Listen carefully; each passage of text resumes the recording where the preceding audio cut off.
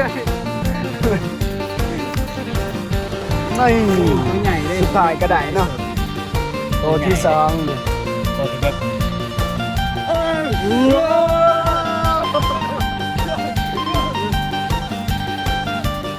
ซิวครับซิวได้อีกแล้วนี่ตัวที่สามเนาะตัวใหญ่ที่ดำตัวใหญ่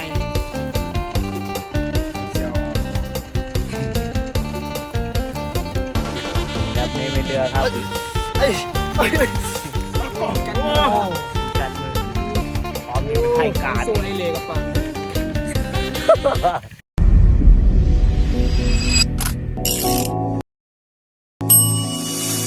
ครับวันนี้เราจะมา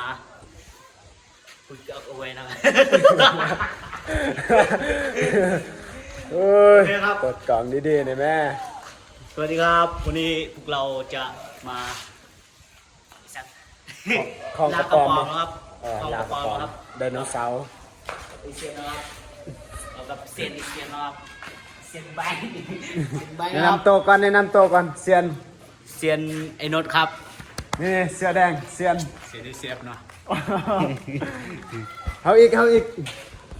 โอ้เฮาเซียนไซโซนเด้อมื้อนี้เฮาจะไปล่ากระป๋อมนะจะไปกัน3คนไม่อาวุธของเฮานะเกี่ยมที่จะล่ากระป๋อมในมื้อนี้เป็นจะได้ไปเบิ่งกัน let's go แต่อยู่บ้านเลยเนาะเป็นบอกกระป๋อมเป็นนะ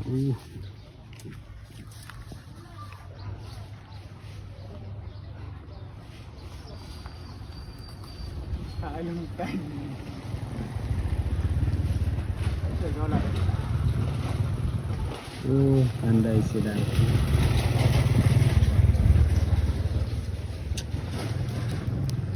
ไม่ได้ครับพี่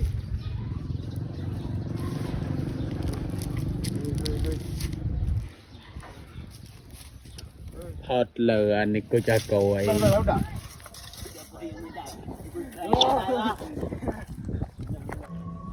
เอามาเทียบกันหน่อยโฟนกับซัมซุงเนาะมันจะได้แจ้งกว่า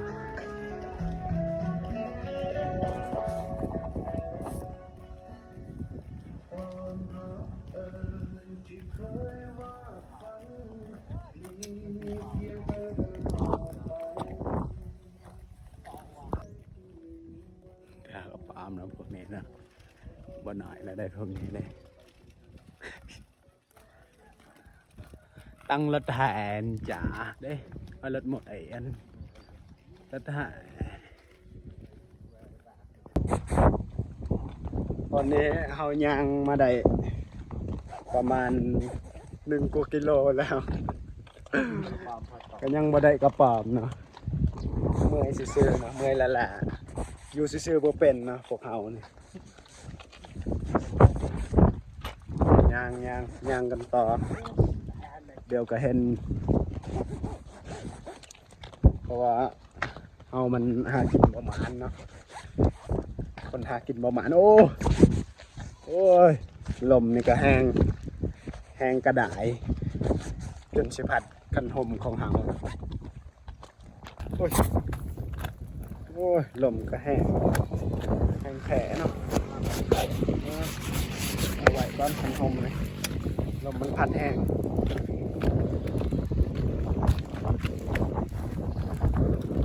จะได้ไปทางนั้นปะทางไหนเซียนไป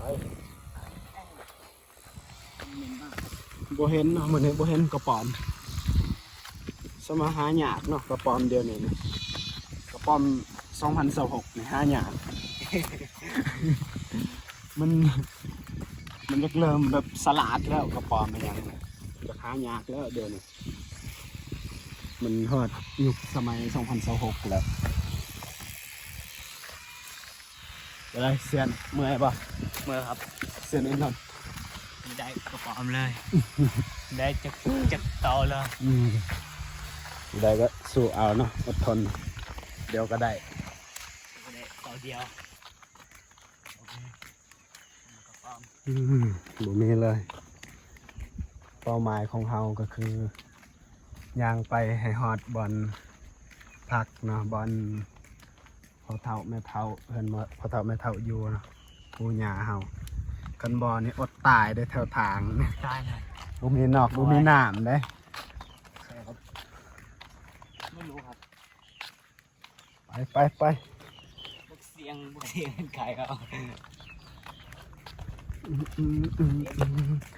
ก็ป้อมเอ้ยมีไว้เฮ็ดหยังเบิ่งเอาทุกคนกลัวสิได้กระป๋อมโตหนึ่งต้องได้ย่าง2 กิโล 2-3 กิโลเดี๋ยวนี้ก็บ่ทันได้เด้ทันได้จักโตเลย โควิดบ่มีกระป๋อม สมาหายากแท้เนาะกระป๋อมเดี๋ยวนี้ หาหยาหาสาแล้วโอ้ลีใจเหรอเนาะ พออายเขาโอ้รถเพิ่นเนาะ รถเซย รถเพิ่นไปหากระป๋อมเนาะ2 คน ที่เราต้องตักบ้านเฮานี่แหละบ้านๆนี่ ขี่รถตกครับ ขี่รถไทยรถตอกหาเลาะแถวทางนะนี่นอนนี่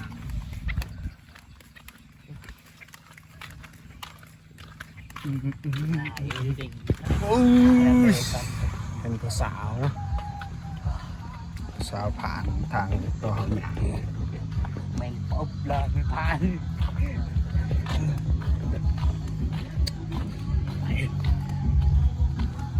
ไป ก็เดินลังเนี่ยปาร์ตี้นะ ไปเอาไปปาร์ตี้นะอยู่หันเมื่อยแล้วหากระป๋อม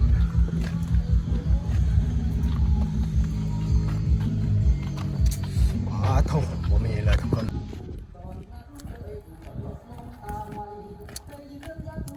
เมื่อยปะ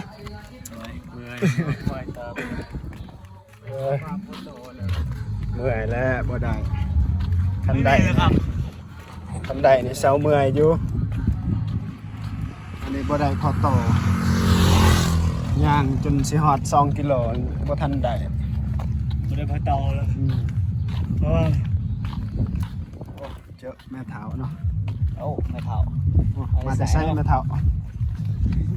แม่เฒ่ามาตามนะ สวยครับมีลูกสาวกัน แม่เฒ่าก็คิดคุยเนาะถือสาดอกคนเฒ่าคนแก่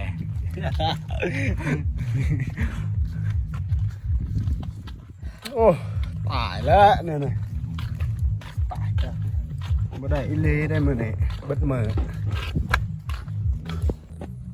เ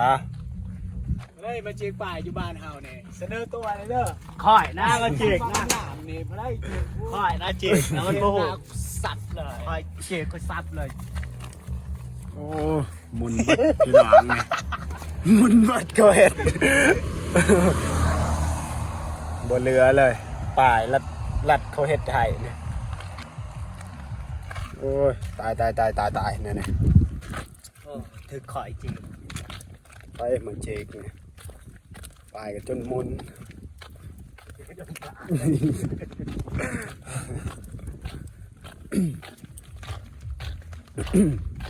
อะไรครับ คอแห้งอยากกินน้ำเดี๋ยวนี้บ่มีน้ำกิน กับปุจจากาสาวที่มาไก่ตักไปใจ รถเบิ่งได้รถนี่ย่างเลยบ่เห็นรถในตลาดย่างบ่ถึกทางเป็นทางเลยการย่างมันต้องย่างเบื้องครัวเข้าใจว่าเสียนี่นด ใจ มื้อหน้นี่ย่างให้มันถึกเด้อ แล้วครับ สิยากได้ยากเด้อ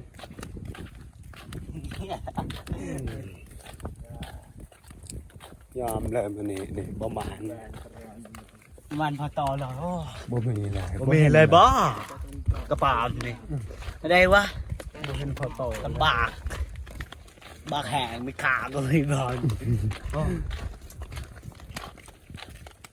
ตาย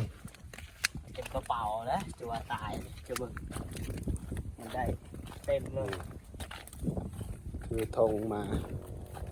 คิดว่าสิได้ใส่กระเป๋าสุดท้ายบ่ได้ ใจแกเอาต้นกลางเดี๋ยวมันก็ใส่มาเปล่า สุดท้ายบ่ได้พอโตเนาะ ไม่ได้แล้วครับ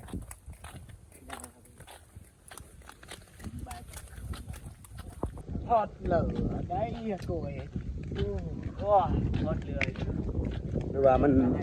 บ่มีแล้วเดี๋ยวนี้นี่หรือว่าย้อนคนเขาหาลายแล้ว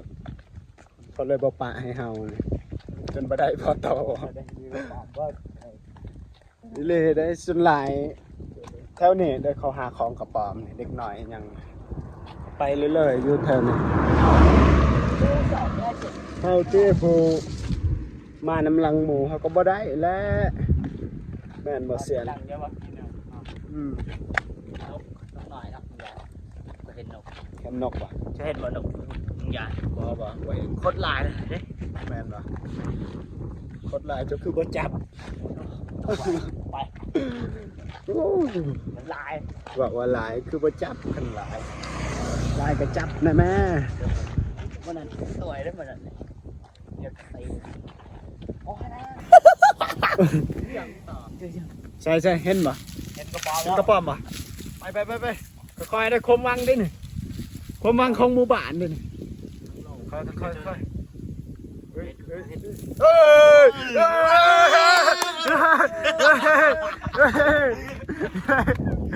้ยนี่ใช่โอ้เรียบร้อยเนาะเอาจนได้เนาะเอาจนได้เนาะเสียน 3 กิโลได้ตัว เสียนไอเสียบนะเอาจนได้เนาะไปเริ่มต้นนะ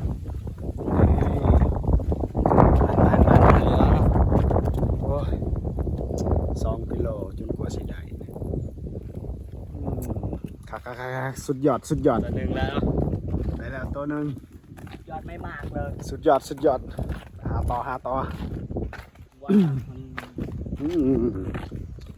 มัน นี่แต่ว่าการไปหา ขยับมาทางนี้ครับเห็นรถ เราจนได้เนาะตัวหนึ่งใช่เบิ่ง โคตรดีใจเลยโคตรดีใจเลยดิตัวหนึ่งว้า ดีใจเลย มีแห้งได้ตัวหนึ่ง มีแหงเลยได้ตัวหนึ่งมีแหง มีแห้งสมชาสิได้ตัวหนึ่งเบิ่งก่อนนะเธอเนี่ยจะไปไหวพดบางทีมันมีนะเธอเนี่ยมีกับไป มันแดดแต่มีเลยไม่ออก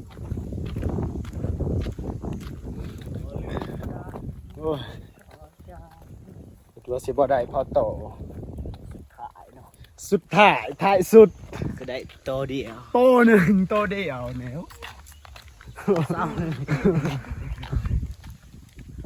หนักหลาน ตัวนี้นี่ หนักหลาน เสียตั้งใจได้เดียวนี้ได้แล้วตัวหนึ่งตั้งใจหาแล้วได้คันได้แล้ว โอ้มันเห็น โอ้มันเห็นป่ะค่อยเห็ด โอ้ย ยังพิวนะเดี๋ยวยังอยู่ หยั่งนะค่อยๆนะหยั่งอยู่เนี่ยอันเดินนั่นเดี๋ยวเห็นเหรอเย็น นี่ครับ เย็นบังนี่มาทางนี้ทางนี่นี่บนคอนใหม่ โยกโอ้ตลาดนี่เลย สลัดด้วยกระป๋อมหน่อยน้อยนี่ก็ยังสลัด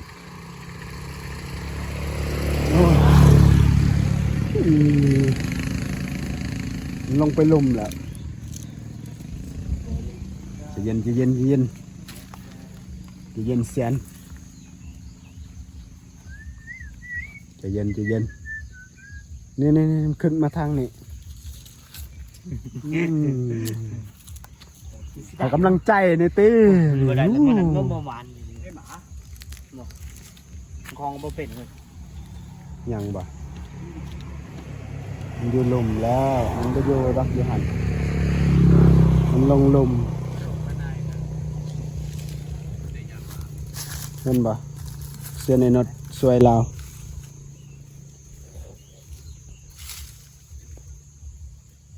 เห็นบ่ใจเย็นใจเย็นใจเย็นใจเย็นด่า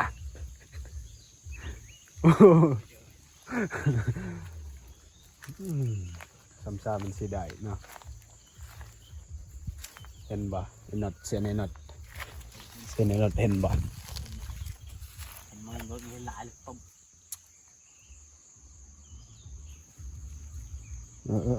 เอ้ยเอ้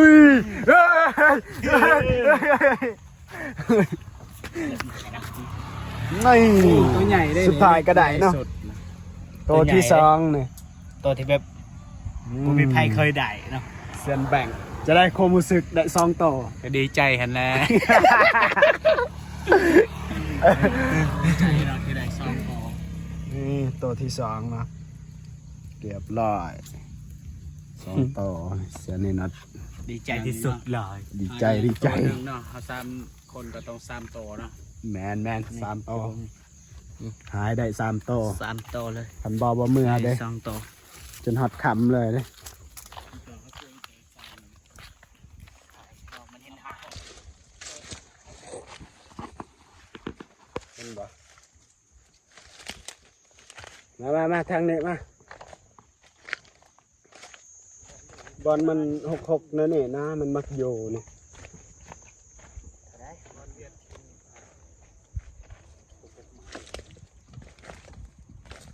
บอลใหม่บอลหกนี่มันมักโยนี่บอกบ่ได้บางทีหมาหันเด้กระป๋อมตัวใหญ่หัน โอ้เห็น พุ่นหัวสีแดงหันแดงแม่นแหละไปพี่น้องไปอู้พ่อแม่พี่น้องตามมามาเบิ่งโอ้ใจเย็นเด้ใจเย็นเด้ตัวนี้ตัวใหญ่เด้นี่ เอาบุญใหญ่เลย พุ่นทางหลังเห็นบ่เห็นเนาะมันสิถ่ายกล้องหน้าให้เนาะเห็นบ่โอ้ตายแล้วพี่น้องมันนี่แหล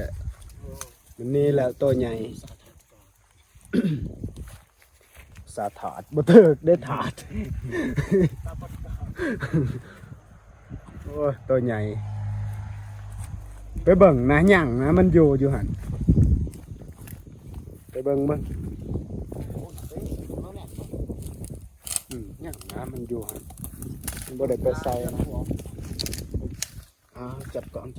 ขอเวลาหน่อยก่อนเขาหนึ่งเขาเดียว หุ่นมันกระป๋อมปะไอเรียกระป๋อม2 ตัวเขาดีใจเลยจักแนวใดเลยจูเบ้ยมันนั่นเฮ็ดมันเฮ็ดหยังวะใช้เวลาส่วนตัววะ เห็นบ่ บ่เห็น เห็นบ่ตัวเก่าบ่ บ่เห็นเลย มันนี่แหละ พามันแล้วคันเต็กแล้วเลย จะบ่ดึงเลยหายเวด จะบ่ดึงบรังมันไว้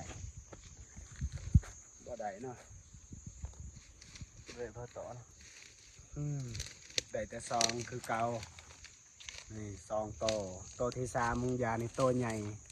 คือเก่าคือเดิมเนาะ แต่ว่าเสียนแบงค์หันบ่ได้เนาะเพิ่นคลองบ่ได้เนาะมันหนี่ก่อนไปกันต่อ เห็นต่อแม่นี่ แม่นั่นต่อห่างไปเห็นแล้วนะ let's go let's go โอ้ใหญ่โอ้พี่น้องเอ้ยตัวใหญ่ โอ้ใหญ่เลยมันนั่น ยัง เห็น บ่ยังบ่ นี่ โอ้เห็นห่างยังอยู่ใจเย็นแบงค์ไอ้แบงค์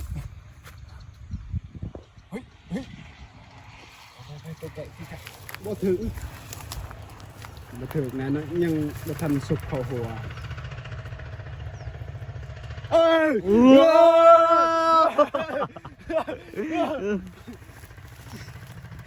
ซิวๆครับซิว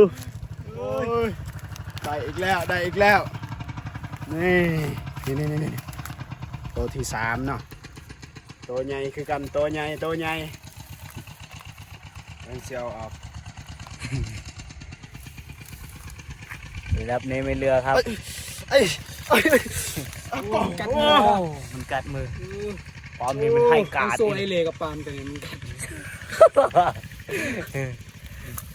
โอ้สำเนียงก็ให้มันกัดมา โอ้ นะ ว่าจะเป็นนักเลงสำเนียงก็เจ็บ บ่เคยหากินมันสั่งว่ามันกัดใส่มือเบิ่งนี่มือ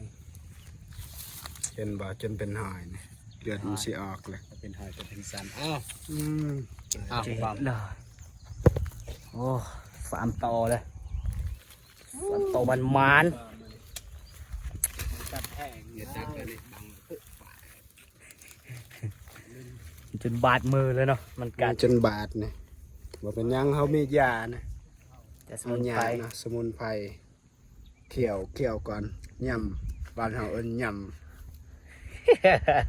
ำผสมกับน้ำลาย เหมือนบอก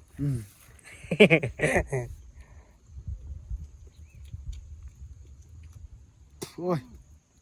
ผสมน้ำลายแล้วก็ เธอกระปอมกัด ปลา นะ ใส่เนาะกระป๋อมันเนี่ยมันกัดสรรพคุณเนาะตัวนี้มันสีซอยหยุดเลือดของเฮาเนาะบ่ให้มันไหลออกยำแล้วก็ทาใส่โอเคบอกเป็นหยัง สำเนียงทำได้ ไปต่อเนาะ ไปกันต่อ ไปกันต่อ let's go let's go let's go ไปก่อนเลย โอ้บถาเลยเนาะ เสียนั่นนั้นไปก่อนไปถามเขา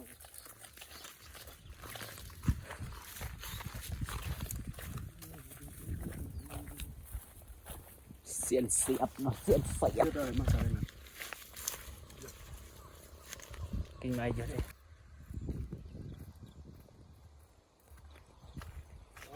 เสียนี่เสียบบ่ถาเฮาไป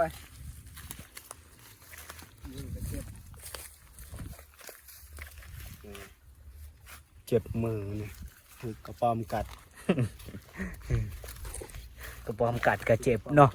คุณบาท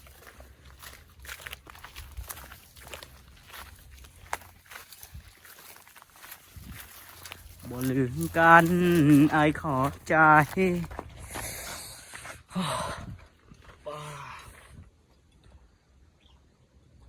เบิกหมอนะ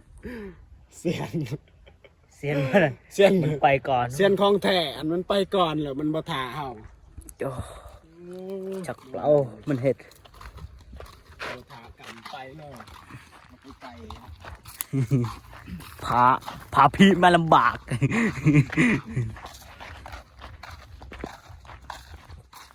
มีป่ะ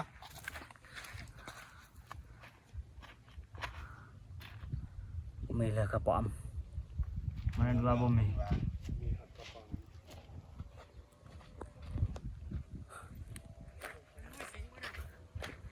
โอ้บกเสียงตัวหันเสียงตายแล้วยังเหลือแต่บกเสียบ โอ้มีขี้เนาะขี้เหียนเนาะหลายแฮะมันเหม็นแหงเนาะ ห้องเขาจกเขาจกห้องอันนี้เขาทิ้งขี้กาแฟแล้วก็ปล่อยลง มันเหม็นอยู่บ่ไหว้ไปเมื่อบ่เห็นแล้วก็ป้อมกับเมื่อ ตอนนี้เขาจะเมื่อทางเก่าเนาะกลับเมื่อทางเก่าสุดทางแล้วเขาบ่เห็นไปกันต่อ เป็นกระป๋อมเนาะอุกอีหลี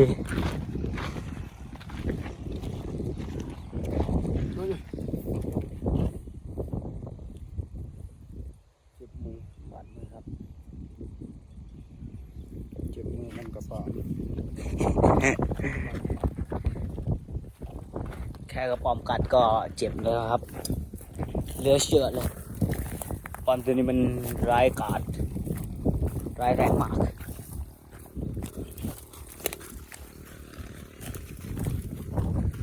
บ่ลืมกัน อ้ขอบใจ จะสิมาเฮ็ดให้เธอนั้นเขาก็แค่คนทั่วไป คุยจบก็ลบทิมเขาบ่ได้เปิดแล้ววะนะครับ เราบ่เป็นแล้วแล้วกันหนักเนาะห้องบ่เป็นก็อย่าห้องเดียวก็ได้ เนาะคุยจบเนาะ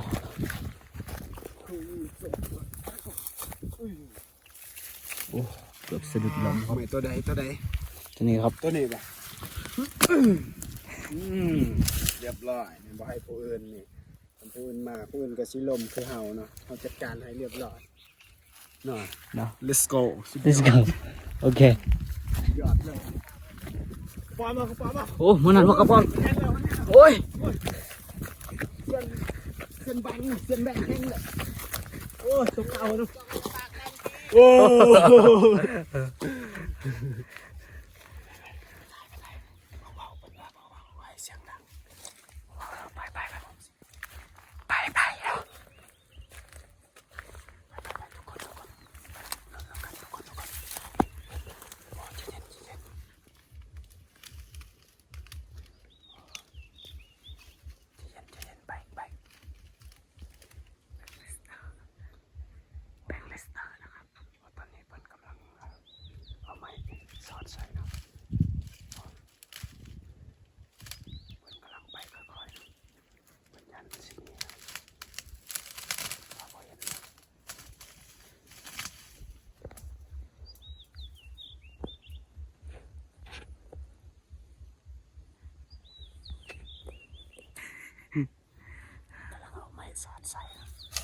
โอ้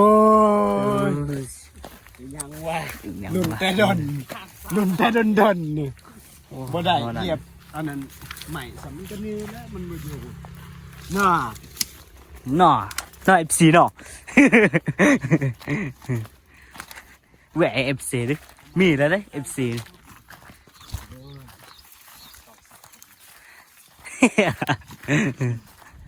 ปลายผล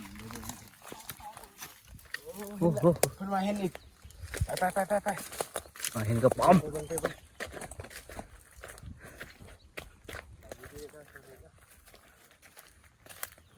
อ้ยบ่แม่นนก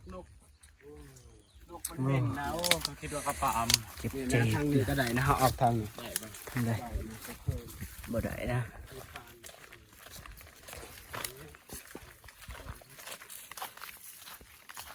ไม่ได้ครับ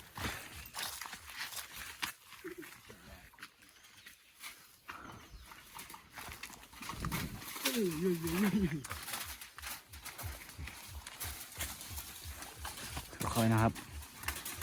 เดี๋ยวมันจะตกนะครับ จับกล่องนะขึ้นมานี่แหละทางตอนนั้นก็ไปต่อทางอื่นอีก